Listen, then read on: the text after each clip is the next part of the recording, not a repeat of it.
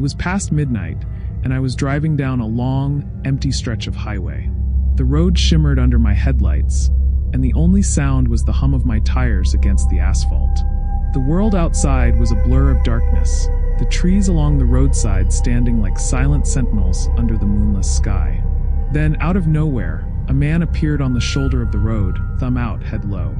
I should have kept driving, but I didn't. Something about him felt off, but my foot was already tapping the brake, my fingers already reaching for the door lock. He got in without a word. His clothes were damp, clinging to his thin frame like he'd been caught in the rain, except the road was bone dry. The air inside my car turned ice cold, and I felt an invisible weight settle onto my chest. I swallowed hard. "Where you headed?" I asked, forcing a casual tone. He turned his head slowly, like he was unused to moving, and whispered, "You already know." A chill coiled through my spine. My grip on the wheel tightened. I glanced at him, really looked at him for the first time. Pale skin, too pale. Hollow eyes, sunken deep into his face. And that grin, that awful, twisted grin stretching too wide, like his skin wasn't meant to hold it. Something was wrong. I should have pulled over, should have told him to get the hell out. But my foot, heavy with instinctual dread, pressed down on the gas instead. His head tilted, his grin widening. "Wrong choice," he whispered. The car suddenly stalled. No warning, no reason. One moment I was speeding down the highway, the next I was rolling to a dead stop in the middle of nowhere. I turned to look at him, but he was gone. The seat beside me was empty. The door was still locked. A sharp breath clawed its way up my throat, my pulse hammering. My fingers were white-knuckled on the steering wheel. Then I heard it, a faint, rasping laughter, coming from the back seat. My entire body seized up. Slowly, painfully, I turned my head, only a fraction, just enough to see in the rearview mirror. He was there. His face was inches from mine, his reflection twisted in the mirror. His mouth open, too wide, too dark, too deep. The lights in my car flickered. The radio, which had been silent the entire drive, crackled to life, whispering static and fragmented voices. I couldn't move. I couldn't breathe. Then his voice slithered through the darkness. "Drive." I didn't think. I didn't hesitate.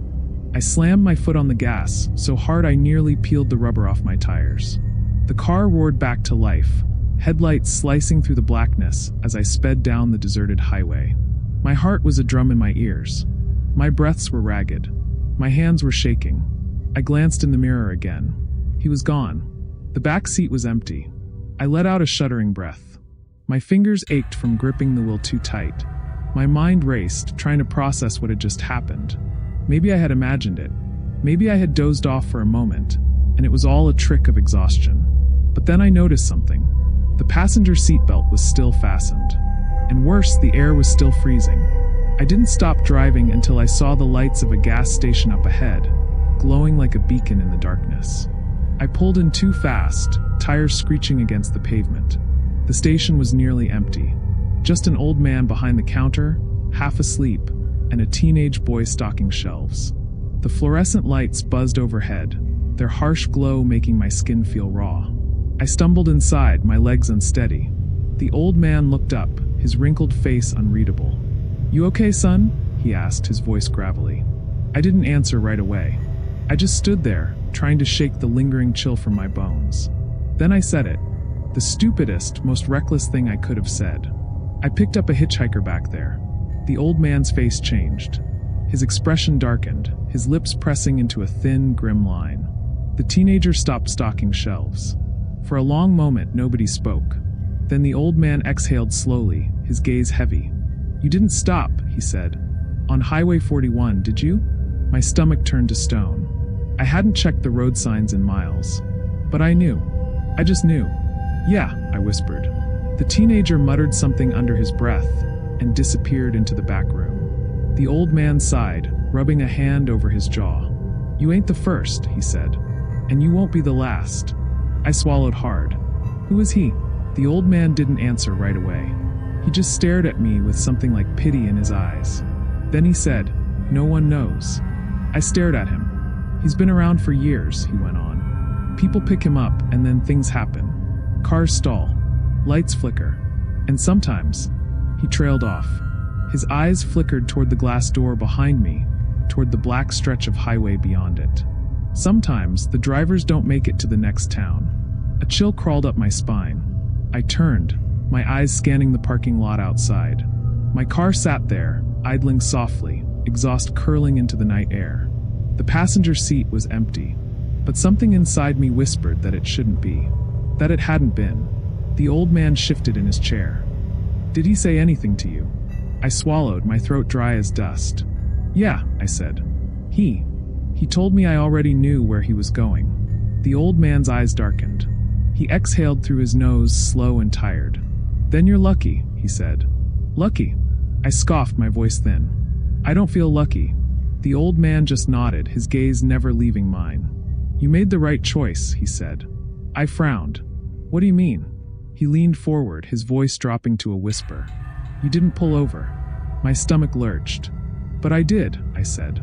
I picked him up. The old man shook his head. "No," he said. "You didn't." I opened my mouth, but the words died in my throat. Because suddenly, I wasn't sure anymore. The memory was there, vivid and raw, but was it real? Had I really pulled over? Had he really gotten into my car? Or had he always been there? Had he been waiting for me? A chill settled deep in my bones. I backed away, my pulse thudding in my ears. I mumbled a quick thanks and stumbled out of the gas station, my skin crawling. I got into my car, fingers shaking as I gripped the wheel. The seatbelt was still fastened on the passenger side. The air was still cold. I turned on the heat, but it didn't help. I drove away from the gas station, away from the highway, away from whatever the hell had happened that night. I never drove that road again. But sometimes when I'm alone at night, driving down some dark stretch of road, I still hear it. A faint, rasping laughter, coming from the back seat.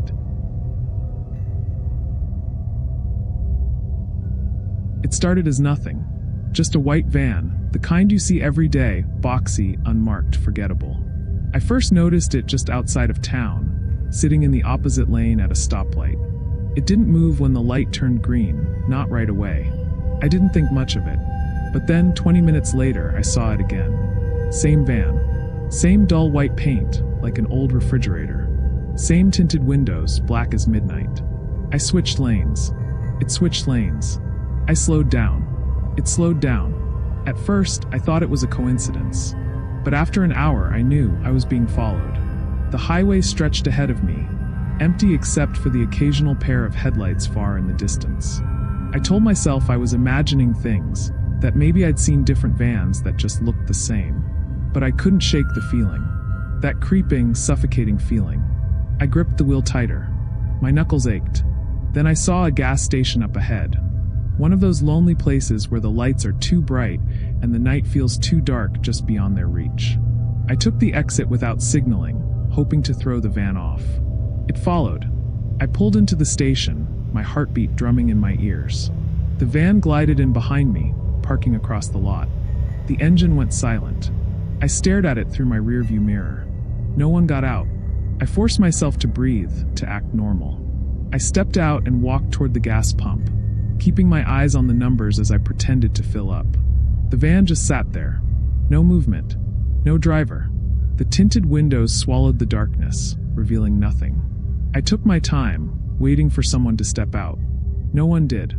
Then, as I turned to walk toward the store, I heard it. A soft click behind me. I froze. The sound of a sliding door opening. Slow. Deliberate. I turned around fast. The van's door was shut. Still locked tight. My heart pounded against my ribs. Had I imagined it? Was my mind playing tricks on me? That's when I noticed the scratches. Deep, bloody scratches on the inside of the rear doors. My breath hitched. My legs felt like lead. I didn't stick around to ask questions. I sprinted back to my car, fumbling with my keys. My fingers were slick with sweat, slipping against the metal. I yanked the door open, jumped inside, and slammed it shut. My hands shook as I turned the key. The engine roared to life. I looked up. The van's headlights flickered on. I peeled out of that station so fast my tires screeched against the pavement. The van followed. For miles, it stayed right behind me.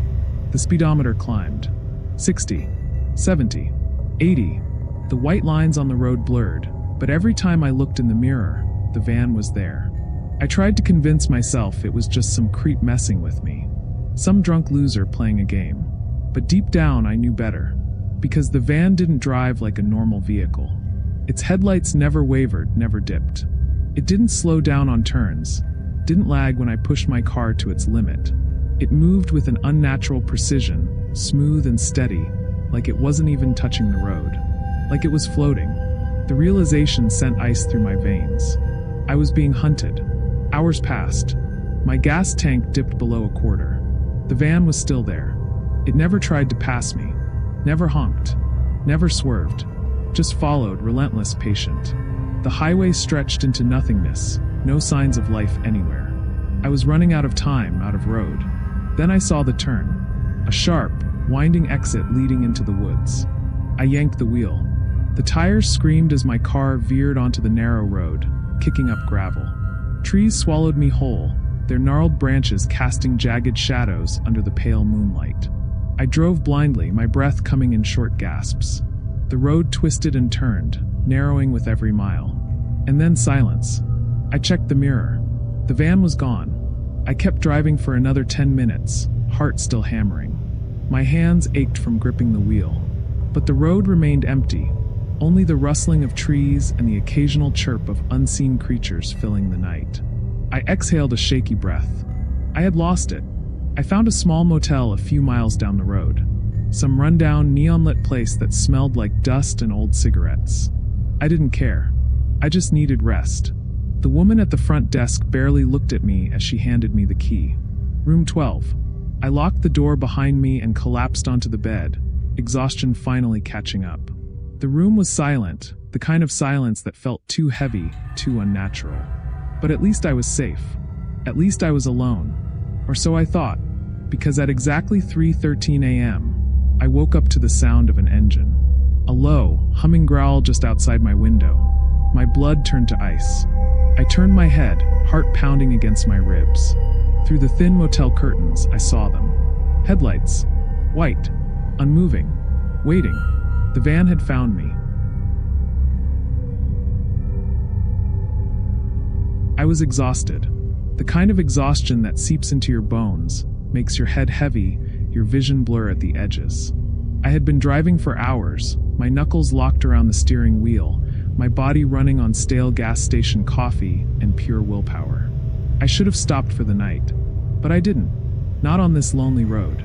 The highway stretched ahead of me, endless and empty, its cracked asphalt illuminated only by the twin beams of my headlights. The radio was off, and the only sound was the low hum of my tires against the pavement. Then I saw him, a man, standing in the middle of the road. I barely had time to react. I slammed my foot on the brake and yanked the wheel hard, my tires screeching as the car swerved. For a split second, my headlights washed over him. And that's when I saw his face. Or rather, the absence of one. No eyes, no mouth, no features at all. Just smooth, pale skin stretched over where a face should have been. A hollow void. I veered off the road, my tires digging into the dirt as I fought to regain control. The car skidded, the wheel jerking wildly in my grip. My heart hammered against my ribs, adrenaline burning through my veins. Then silence. I was alive. I sucked in a sharp breath, hands trembling as I looked up. The road was empty. No man. No shadow. Nothing. I swallowed hard, my pulse still racing. My mind scrambled for an explanation. Maybe I was hallucinating. Maybe the lack of sleep was playing tricks on me. I exhaled shakily and adjusted my rearview mirror. And that's when I saw him, sitting in my back seat. A choked scream caught in my throat. He was right there, his faceless head tilted slightly as if watching me. The void where his eyes should have been felt like they were staring. My body reacted before my mind could catch up. I slammed on the brakes. Hard. The tires shrieked against the asphalt as my car lurched to a violent stop. My seatbelt dug into my chest, knocking the breath from my lungs. I fumbled for the door handle, my fingers clumsy, shaking. I burst out of the car, stumbling onto the cold pavement. My heart pounded against my ribs, my breath coming in ragged gasps. The night was deathly silent. No wind. No crickets. Nothing. I forced myself to turn back, dreading what I might see. The car sat there, idling softly. The driver's door swung open. The interior light cast a dull glow over the seats. The back seat was empty, but my rearview mirror, it was shattered, a perfect splintered web, as if something had punched it from the inside. I stood there for what felt like forever, my breath ragged in the cold air. I wanted to leave, to run, but my car was my only way out of here, and the idea of walking down this lonely stretch of highway, alone, was worse. Swallowing my fear, I climbed back inside. The mirror was still broken, tiny shards of glass clinging stubbornly to the frame. My reflection was fractured, distorted. I reached up and tilted it away. I wasn't going to look at it again. Not tonight. Not ever. I drove the rest of the night without stopping, without looking back. And yet, even now, even in the safety of my own home, I still feel it. That creeping sensation. Like something unseen is watching me. Like something is still there. And sometimes, just before I fall asleep, I hear it. A soft, shallow breath, coming from the back seat. The gas gauge was dropping fast, the little orange light blinking a warning, but I told myself I could make it another 30 miles. Maybe 40. The road stretched out before me, an endless black ribbon cutting through miles of nothing. No towns, no streetlights, not even another car in sight. Just the occasional road sign riddled with bullet holes. The kind of thing you only see on highways no one cares about anymore. I rolled down the window, letting in the cool night air to keep me awake. The radio had given up an hour ago, nothing but static. Even my GPS had turned useless, the screen frozen on a map with no roads, just a pulsing blue dot floating in a sea of darkness. Then I saw it. A rest stop. A diner, squat and square, sitting just off the highway like it had been waiting for me. A neon sign buzzed weakly above the door. Pinewood Rest Stop, open 24 hours. The place hadn't been on my GPS. But right now, all I cared about was coffee. Gravel crunched under my tires as I pulled in. The lot was almost empty, except for two other cars, both old, rusted relics from the 70s. No way they were still running. I killed the engine and stepped out, stretching my legs. That's when I noticed it. The silence. No wind. No distant hum of the highway. Just a deep, unnatural quiet that made the hairs on my arms stand up. I hesitated, then pushed open the diner door. A weak bell jangled above me. Inside, it smelled like dust and something faintly metallic, like old pennies. The floor was checkered black and white, the booths lined with cracked red vinyl. A jukebox in the corner played an old tune I almost recognized, something from the 50s, but the record kept skipping, looping the same few seconds over and over. The waitress stood behind the counter.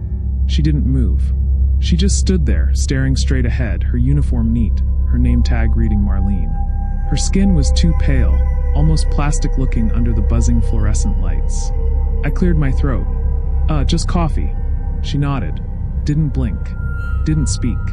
My stomach nodded, but I sat down at the counter anyway, drumming my fingers on the sticky surface. A man sat alone in a booth near the back. He was rocking slightly, muttering under his breath, lips moving as if whispering to someone I couldn't see. His fingers tapped against the table in a slow, rhythmic pattern. Thump, thump, thump. The jukebox skipped again. Something felt wrong, deeply wrong. I turned toward the window, and my blood went cold. My car was gone. The parking lot was empty. No tire tracks. No sign I had ever been there at all. I shot up from my seat, my chair screeching against the tile. My pulse thundered in my ears. "Where's my car?" My voice came out hoarse, almost foreign. The waitress, Marlene, smiled. "You've always been here." Her voice was soft, almost gentle, like she was talking to a child. The walls stretched. The ceiling bulged like it was breathing. The man in the booth turned his head toward me, slowly, unnaturally, like a puppet on rusted strings. His lips curled back into something that wasn't a smile. I backed away. My breath came in short, panicked bursts. The booths twisted, melted like wax left too close to a flame. The jukebox screeched, the song distorting into something inhuman. I ran. I don't remember reaching the door, but suddenly I was outside. I was back in my car. The highway stretched before me, empty and endless. The diner gone. No neon sign. No building. Nothing but open road. Had I fallen asleep? Had I dreamed the whole thing? I reached for my keys with shaking hands. That's when I saw it, sitting in my cup holder. A white ceramic mug. Full. Steaming. The words Pinewood Rest Stop etched neatly on the side. I didn't stop again that night. I don't stop anymore. But sometimes, late at night, when I'm alone on the highway, I hear it. A weak jangle of a diner bell. The hum of an old jukebox. And a voice, soft and gentle, whispering just behind my ear. You've always been here. It was just before dusk when the storm began to roll in, dark clouds swallowing the sky and a chill wind whispering warnings I tried to ignore. I'd been driving for hours along a lonely stretch of road that cut through endless farmland, the kind of place where the horizon is the only constant companion. My headlights threw long, trembling beams onto the wet asphalt, and I could feel the first drops of rain as they pelted the windshield. Then I saw her. A little girl stood at the side of the road. Her dress was soaked through, clinging to her small frame, and her blonde hair hung in tangled strands around a face that was hidden in shadow. Something about her presence struck me as off, a delicate silhouette in the midst of a brewing storm. My heart beat faster, a mix of concern and an unspoken dread. I pulled over, the tires splashing through small puddles as I slowed to a stop. The rain had begun in earnest now, and I could hear it drumming on the metal of my car. I rolled down the window a crack and called out, "Are you lost?" The girl nodded slowly, her eyes fixed on the puddles at her feet. I leaned forward, trying to catch a better glimpse of her face. As she lifted her head, I gasped. Her eyes were not the warm, curious eyes of a child, but rather two deep, dark voids, completely black, as if they absorbed the light around them. For a long, frozen moment, we just stared at each other. The only sound was the patter of the rain. Then, in a voice barely above a whisper, she said, "You shouldn't have stopped." Before I could even process her words, a violent jolt shook my car. Something slammed into it, hard. The force of the impact sent a shudder through the vehicle. The windshield cracked like spider silk, and the headlights flickered as if gasping for breath. I jerked around, my heart hammering in my chest, only to find that the girl was gone. In her place, there was nothing but the relentless downpour and the dark road stretching out behind me. I froze for a heartbeat before a new sound sliced through the chaos, a scratching, clawing noise that came from underneath the car. It was a frantic, scraping sound, like metal being torn or fingernails dragging along cold, hard surfaces. My stomach churned as I tried to peer out the window, but the rain blurred my vision, turning everything into a hazy smear of black and silver. I didn't stay to find out what was making that unearthly sound. With a burst of pure, raw panic, I slammed my foot on the accelerator. The tires squealed in protest as I tore back onto the road, leaving behind the ghost of that little girl and whatever was clawing under my car. Every instinct in me screamed to get away, to leave that place, that moment, that nightmare behind. I drove like a man possessed, the storm raging all around me, the wipers barely keeping up with the torrential rain. The sound of scratching persisted for a few more seconds before fading into the roar of the wind and rain. But the image of those black, empty eyes remained burned in my mind, a silent accusation that haunted every mile. By the time I reached the next town, my car was in no shape to be trusted. When I pulled into a dimly lit service station, I got out to examine the damage. My tires, which had always been reliable in their grip, now bore deep, jagged claw marks, as if something had latched onto them with terrible force. I ran my hand along the side of the car. The marks were fresh, raw, and pulsed with a kind of malevolent energy. I couldn't explain what had happened that night. I couldn't understand how a little girl, drenched and forlorn on the side of the road, could transform into such a harbinger of terror.